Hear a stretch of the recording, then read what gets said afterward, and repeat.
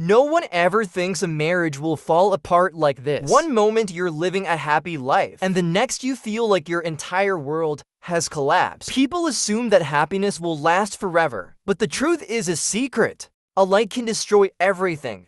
A single surprise visit revealed the darkest secrets of my life. When I discovered the huge secret my beloved wife had been hiding from me, the shockwave shook the foundations of our marriage and left me facing the hardest decision of my life. Before dive into my story, if you don't want your life to be turned upside down like mine, subscribe to my channel to learn real lessons from the real stories we share every day. Just like mine also. Share your thoughts about the shocking truths I've experienced in the comments, and please show your support by liking my video. Now that you subscribed, let's dive into my story. It all started while I was driving home from work with Jim. It was a regular day. We needed to stop by the pharmacy to pick up Jim's prescription. As we passed by the pharmacy where Rachel worked, I spontaneously decided to surprise her. I had been thinking about this moment for a long time. But Rachel never liked being visited at work. She would always say, "I want to feel comfortable at work, John." But that day was different. Something inside me wanted to see her. The coldness between us was bothering me, and I thought this small gesture might help smooth things over a little.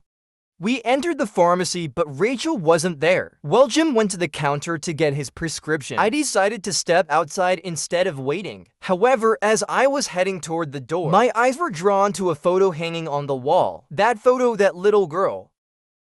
She looks so much like Sandy. Blonde hair, blue eyes. They were so similar that it felt like I was looking at Sandy in the future. A sense of unease rose inside me. My heart tightened. "Who is that girl?" I quietly murmured to myself. I paused in front of the photo, my eyes locked on the child. Could there be that much resemblance? My mind started to swirl with contradictions. I immediately turned back to the counter, approached the pharmacist, and asked, "Excuse me, who is the little girl in the photo on the wall?" The pharmacist hesitated for a moment, then lowered his head and replied, "That's Mr. Clarkson's daughter, Katie. Isn't she a sweet child?" Clarkson, one of Rachel's colleagues. I didn't know much about him. I had heard his name a few times, but I never thought much of it. Now the resemblance between Sandy and Katie. I had a feeling something was very wrong. When we got home, I looked at Rachel's face, and the suspicion inside me grew stronger with every passing minute. That night, Rachel took her usual shower, but I knew now that those showers weren't just to wash away the day's fatigue. She was washing away the traces of the time she had spent with someone else. The truth that had been right in front of my eyes for years, I had failed to see. Now it was all becoming clear. She was hiding something. A battle began in my mind. Was Sandy really my daughter? Was there a relationship between Rachel and Mr. Clarkson? As these suspicions ate away at my mind, I tried to stay calm. I couldn't accuse her without knowing the truth.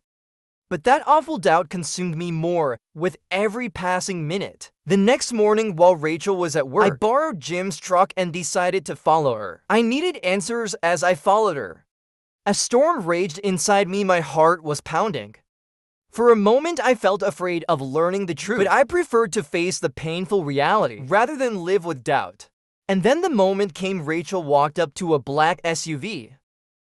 Beside her was a well-dressed, middle-aged man. My heart sank, and I struggled to breathe. That man was Clarkson, Katie's father.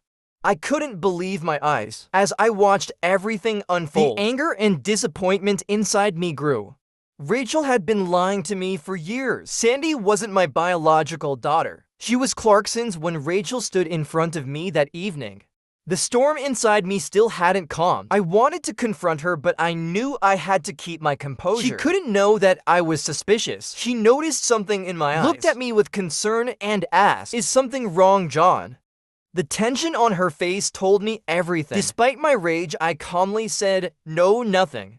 It was just a long day," but inside, I felt like everything had crumbled. For days, I didn't let Rachel suspect anything. I watched her every move, analyzed every glance.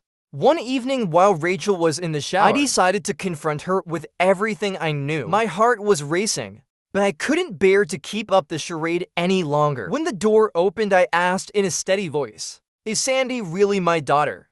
Rachel's face froze in an instant. I saw the panic in her eyes. Her silence told me everything. She tried to say something, but her voice trembled. John, what are you talking about? Of course Sandy is your daughter. But the fear in her eyes gave it all away. I knew the truth now, as if Rachel's lies weren't enough. Clarkson had a part in this betrayal too. The growing anger inside me was unbearable, but this time I wasn't just after revenge. I wasn't going to let them take Sandy from me. I started making my plan. I was going to let Rachel run off with Clarkson, but I was going to keep Sandy. I would even let them flee together as long as Sandy stayed with me.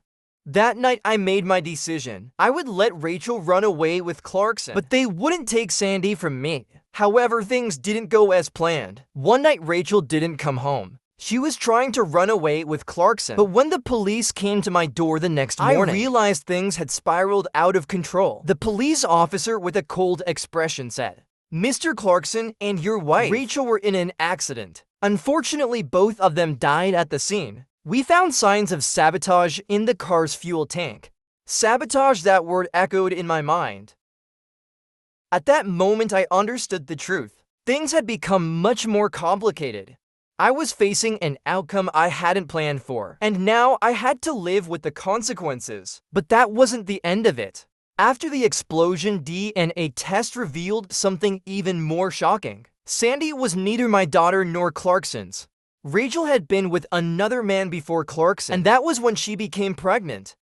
For all those years, I had been raising someone else's child. Learning this painful truth hurt more than anything else. I will never forget that moment when I held that DNA result in my hand. It felt like my world was collapsing. The moment I found out Sandy wasn't mine, something inside me broke. It was as if my entire life had been built on a lie. At first, I didn't know what to do. For a while, I tried to understand what I felt when I looked at Sandy. Every time I saw her, the anger inside me flared up. I kept telling myself she isn't my child.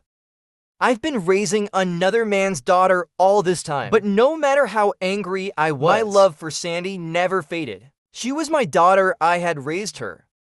But on the other hand, there was an emptiness growing inside me. The pain of Rachel's betrayal gnawed at me more with each passing day. I didn't know what to do every time I looked at Sandy. I remembered Rachel's lies. Knowing that woman had deceived me drove me insane.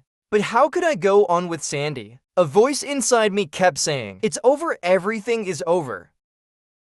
One morning, as Sandy quietly played with her toys in her room, I stood in the doorway and watched her. A small, innocent child. She had known me as her father, trusted me in every moment. I remembered all the times she had looked to me for guidance. In that moment, I felt the conflict inside me even more clearly. A voice inside told me to be cold toward her. After all, she isn't your daughter. That voice said, but another voice countered. She is your daughter, you've been her father all these years. When Sandy looked up at me with those innocent eyes, I knew I had to make a decision. Either I would let the pain of the past take over and lose her, or I would leave the betrayal behind and continue to love her, no matter how deep the betrayal. Sandy was innocent in all of this. She was blameless. I slowly entered her room, approached Sandy, and sat down beside her. Tears welled up in my eyes as I looked at her. She had no idea what was going on. Her whole world had been me. And I couldn't shatter that truth for her. "I love you so much, Sandy," I said, my voice trembling. She wrapped her little arms around me, as if this was the only truth that mattered. At that moment, I understood. No matter what, Sandy was my daughter. It wasn't blood that connected us, but love. From that moment on, I made the decision to rebuild my life. Rachel's betrayal had torn everything apart, but I couldn't let it take Sandy away from me. I had raised her, cared for her, and been her father in every sense that mattered. Sandy would never know the truth about her biological father. That was a secret I would carry with me to my grave. To her, I was her real father. Nothing would ever change that. Sandy grew up without ever learning the truth. Together, we rebuilt our lives. I continued to be her father, and she continued to love and trust me. Blood doesn't define a family. Love and commitment do. And for Sandy, I would always be her true father. The one who stood by her no matter what. I raised her, loved her, and protected her as my own. We created a new life together built on love. trust, and the truth that mattered most. That I was her father in every way that counted.